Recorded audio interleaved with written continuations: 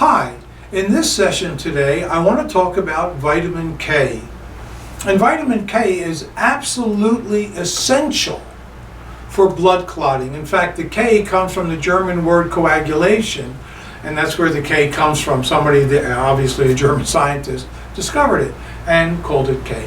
Be that as it is, it works with calcium to help your blood clot. It's vital for your liver as far as the health of the liver goes. It's also important in vitality and longevity. I mean, we can live a long life, but we also want to be vital with that long life. We don't want to be on drugs. We don't want to be in a wheelchair if we can help it.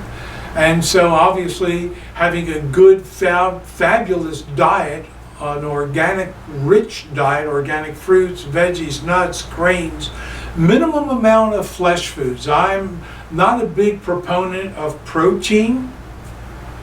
For growing children, yes. For adults, minimum is best because protein creates energy in the body.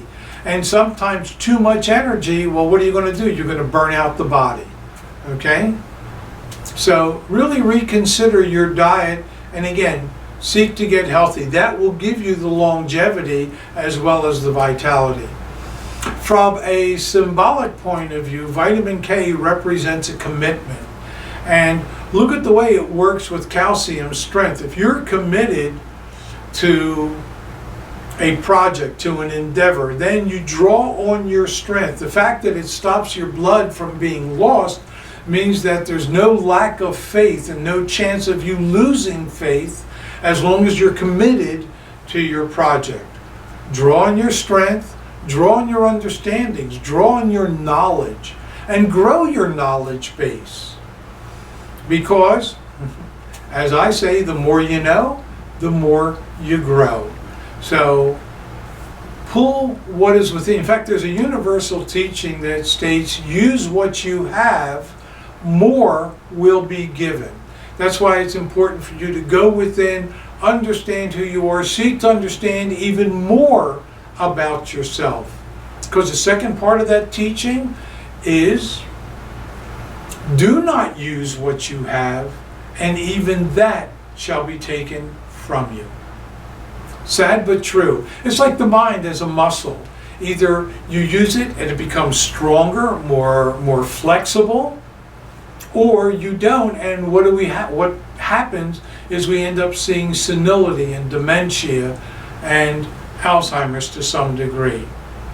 And a lot of what goes on in the brain is because of the diet.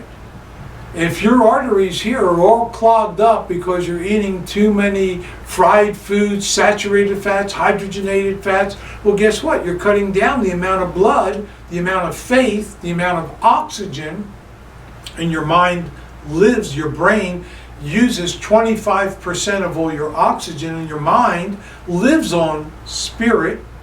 That's what feeds us. So if you're clogged arteries, you're not getting enough blood through the blood-brain barrier, you're not feeding your mind. Feed your mind. It's the best thing you can do for yourself. Exercise your mind. Look at, Jeopardy. I love Jeopardy and Wheel of Fortune because it makes you think.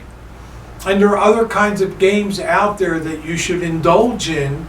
Set aside some time every day to play games, to stretch and grow and strengthen your mind. And don't forget, use vitamin K. Use your commitment to draw on your strength to create the reality that you want to create. Anyway, thanks for stopping by.